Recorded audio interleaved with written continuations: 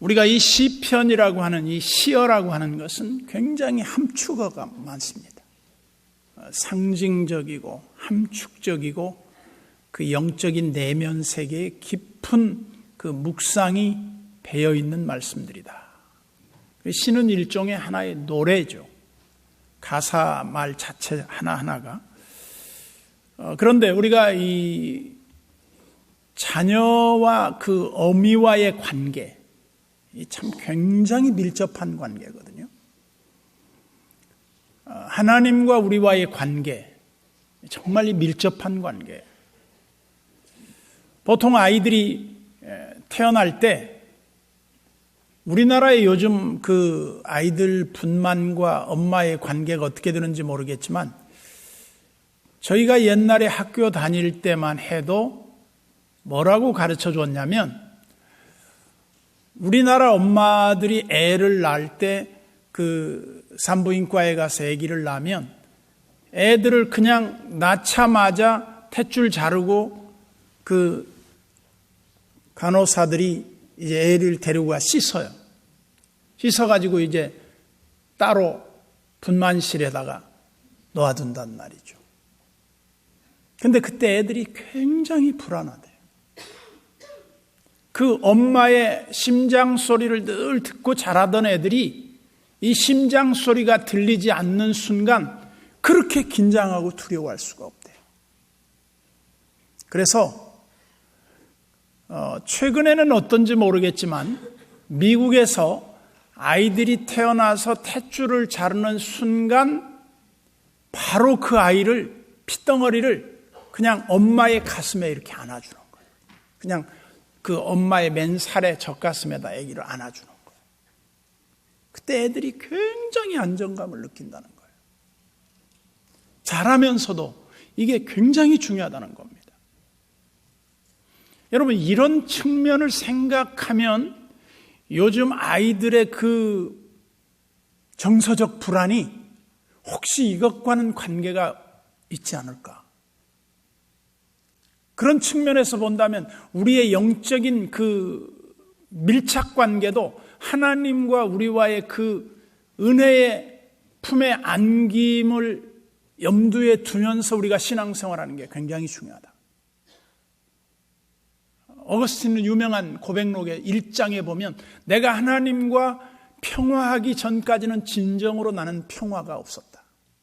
하나님과 안식하기 전까지는 난 진정으로 안식이 없었다. 그러면서 어거스틴이 교회를 어머니의 품이라고 그랬어요.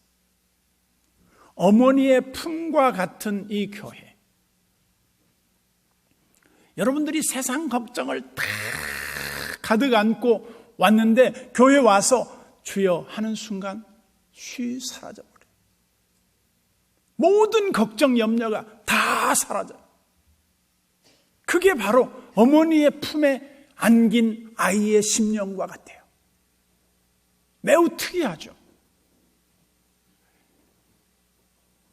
오늘을 살아가는 우리 그리스도인들에게 있어서 영적 불안이 얼마나 심각한 문제를 유발할 수 있는가? 여러분들이 하나님 앞에 교회에 와서 은혜를 받지 못한다.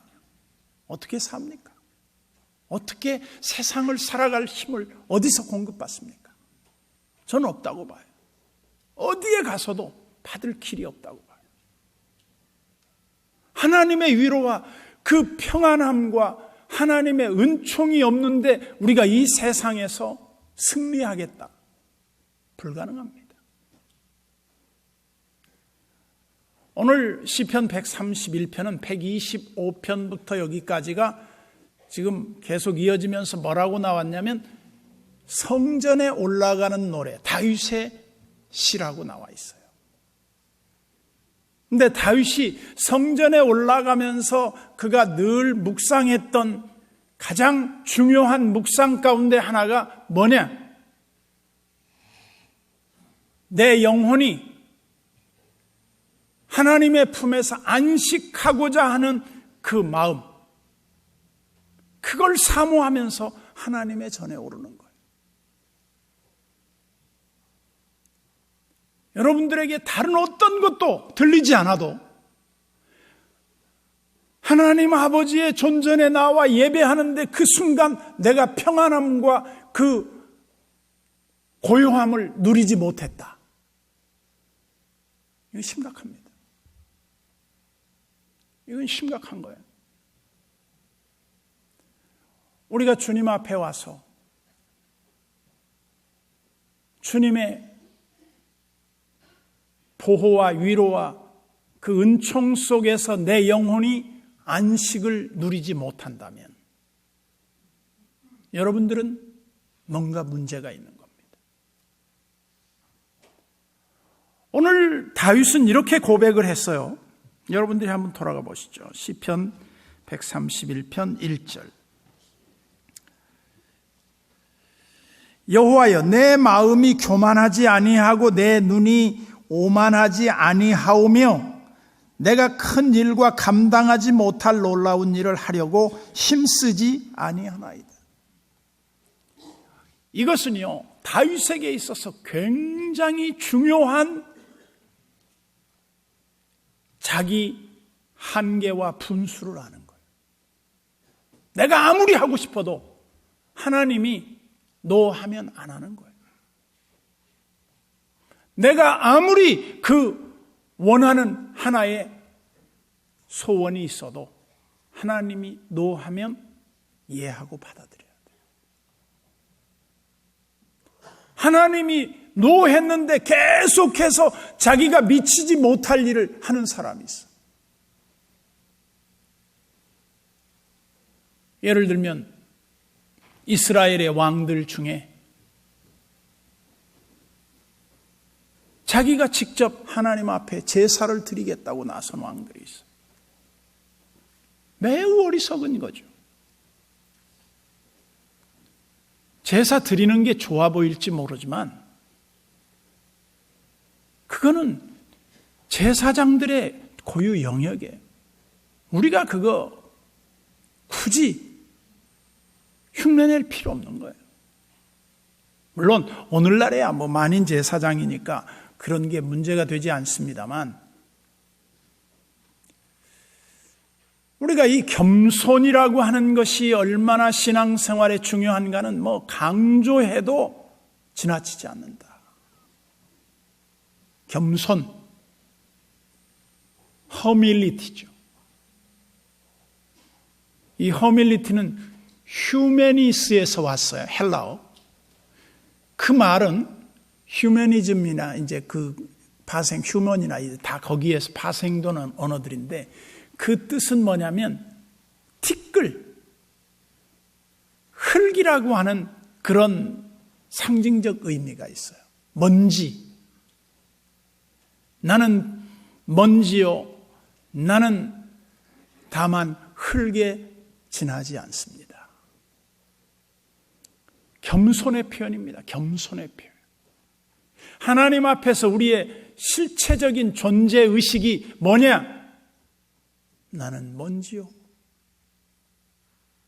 심지어 시편에는 뭐라고 말하냐면 나는 티끌이요 벌레요 사람이 아닙니다. 그런 표현들 속에서 우리에 대한 자의식 가운데 하나가 뭐예요?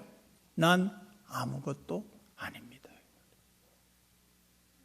이 자기 부정의식이 없는 신앙생활이 매우 위험합니다. 무엇 때문에 위험하냐? 하나님과 동행이 불가능해요.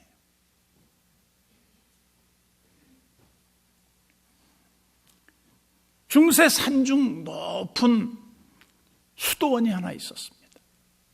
일반인들을 도저히 올라갈 수 없는 그런 아주 난공불락 같은데 보통 고대에 그 수도원이 지어졌었거든요. 근데 그 수도원을 새벽에 이런 시간에 한 사람이 올라와서 문을 두드렸어요. 그래서 사제가 나가보니까 아주 무척 피곤한 중년 신사가 밤새 산을 올라온 거예요. 그러면서 그 사제가 그 중년 신사에게 이렇게 묻습니다. 누구를 찾아오셨습니까? 그러자 그 중년 신사는 예, 저는 평화를 찾아왔습니다. 그가 바로 단테입니다. 단테. 신곡의 저자 단테. 단테가 인생 여정이 뭔가를 고심하면서 그가 구도자의 길에 나서서 천국, 연옥, 지옥편을 그가 이제 저술하게 되는 거죠. 물론 우리 그리스도인들에게 연옥이란 있지도 않는 거예요. 그것은 매우 인위적인, 인간적인 발상에서 나온 하나의 가정이에요. 어디에도 성경에 근거가 없어요. 연옥이란 말은 성경에 나오지 않아요. 사람이 만들어낸 허위일 뿐이죠.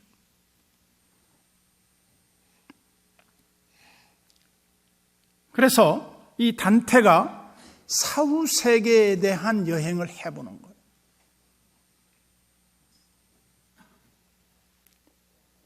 그가 이 책을 쓸 때가 나이가 43세였다고 합니다. 그리고 신곡이라고 하는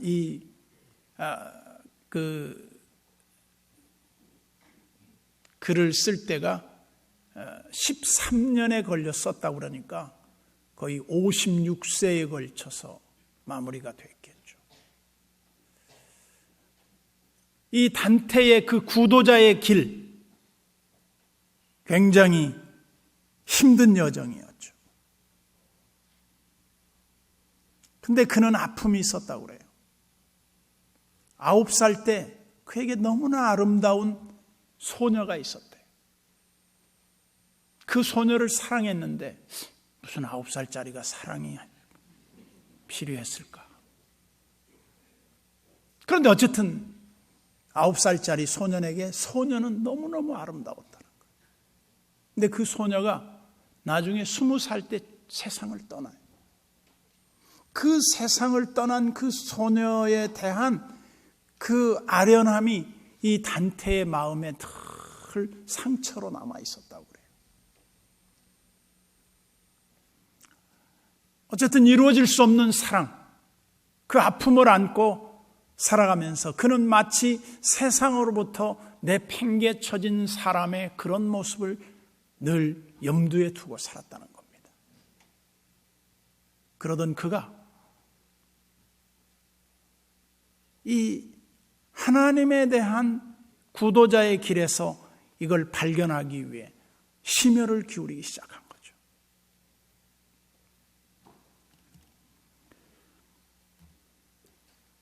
우리가 고요하고 평온하기를 젖댄 아이가 어미 품을 사모함같이 그렇게 주님을 사모하는 그런 자세가 필요하다. 베드로도 순전하고 신령한 젖을 사모하라 그랬어.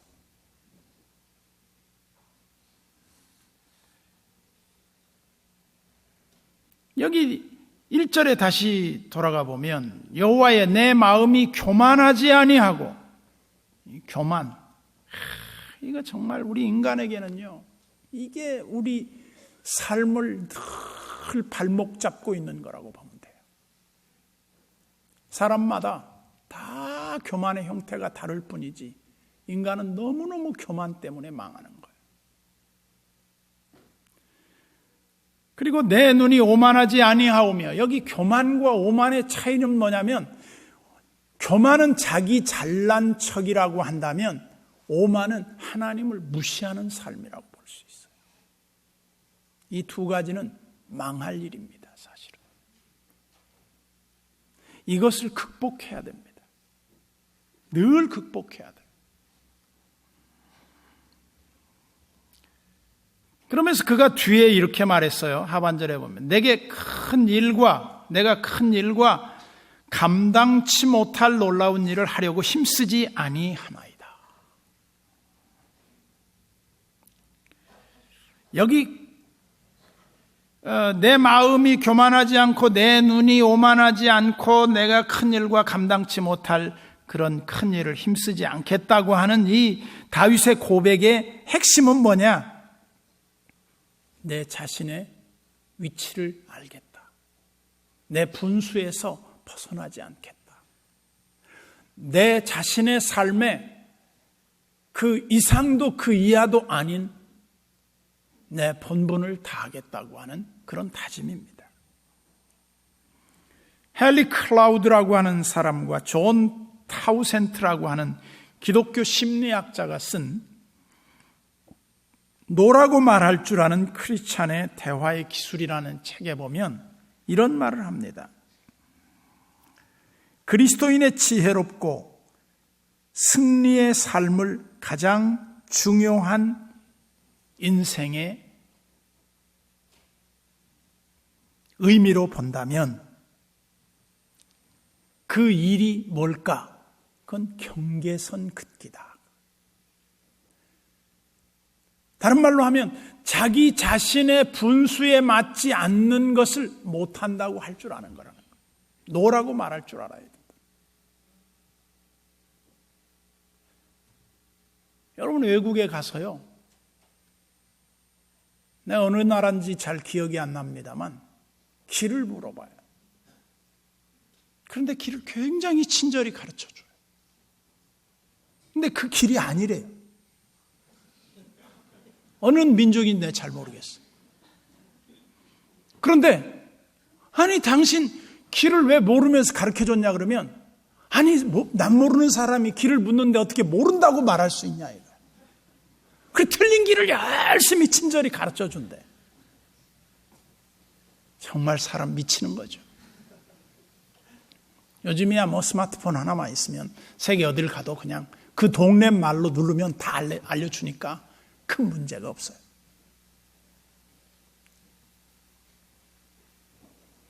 제가 미국에 가가지고 몬트레이라고 하는 지역에 갔어요. 미국 발음으로는 모노레이 그러거든요. 모노레이. 몬트레이하고 모노레이는 전혀 다르잖아요. 근데 놀랍게도 우리 스마트폰은 다 압니다.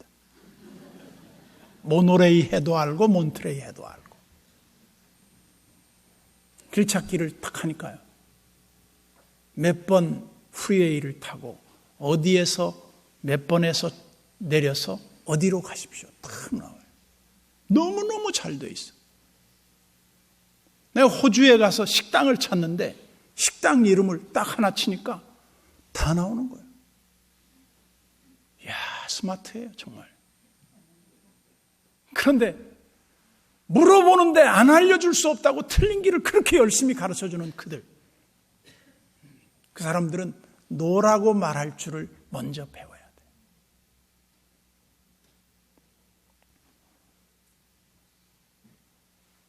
다윗은 그 책에서 그렇게 말합니다.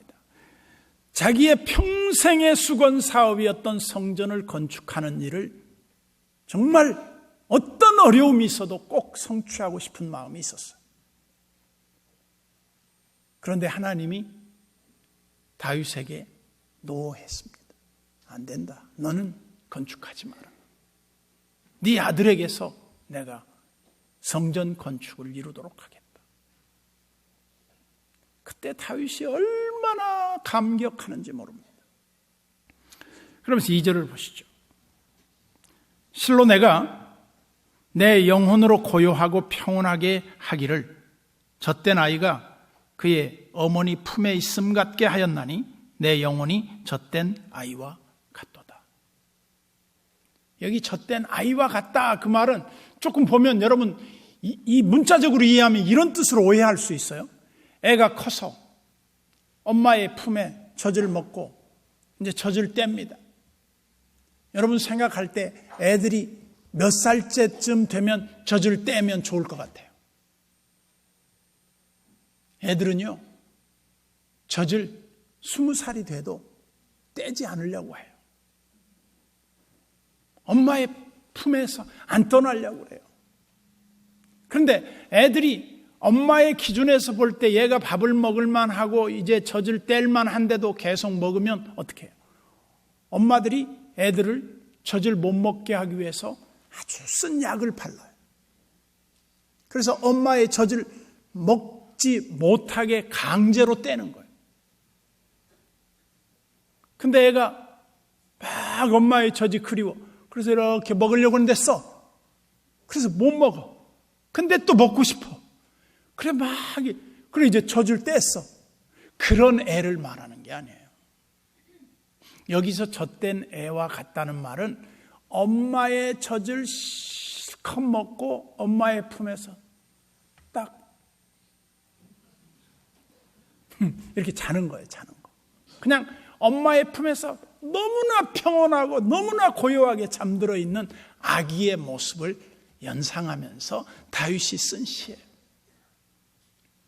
하나님 안에서 우리가 은혜를 풍성히 받고 하나님의 은혜 속에 우리가 머물게 되면 마치 이와 같다는 겁니다. 더 이상 뭘 바라냐 말이죠. 여호와는 나의 목자시니 내게 부족함이 없으리로다. 그 이상 뭐가 필요하냐? 많은 사람들은 하나님 믿는다고 다 되냐? 하나님 믿는다고 뭐 밥 먹여주냐? 하나님 잘 믿는다고 해서 뭐가 해결이 되냐? 비난합니다. 그러나 성경은 분명히 말합니다.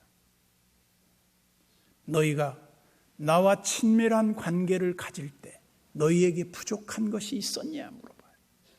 없었습니다.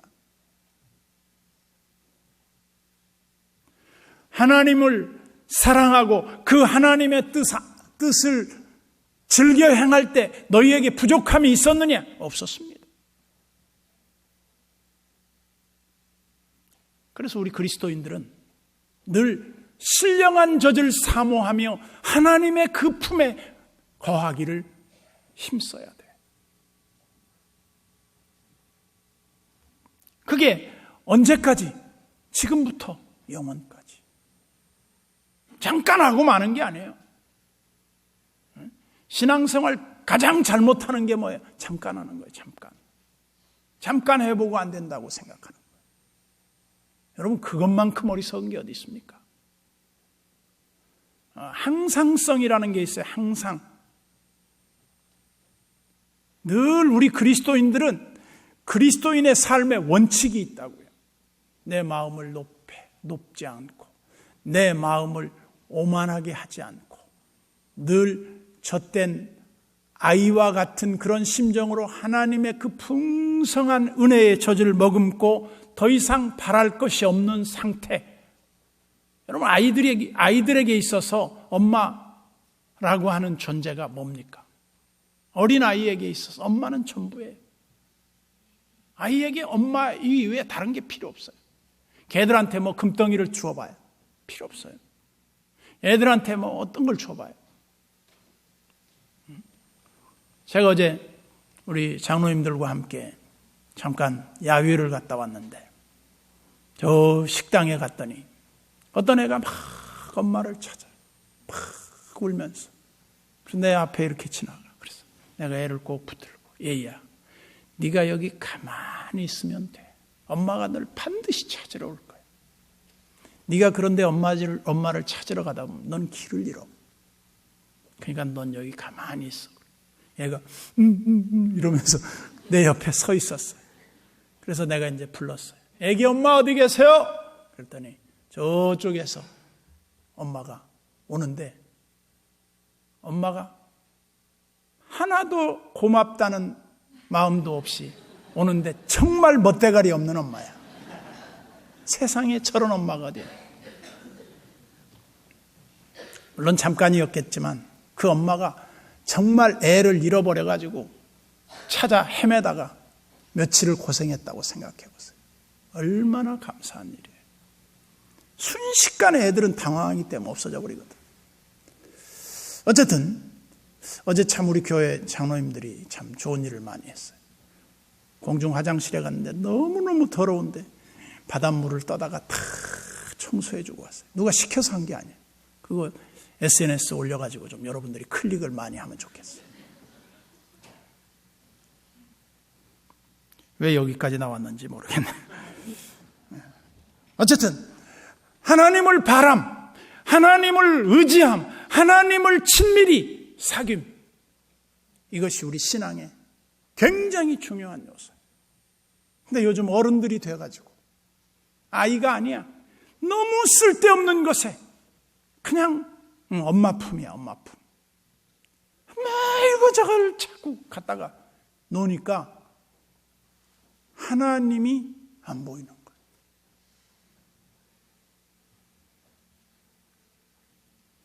우리는 신령한 젖을 사모해야 합니다.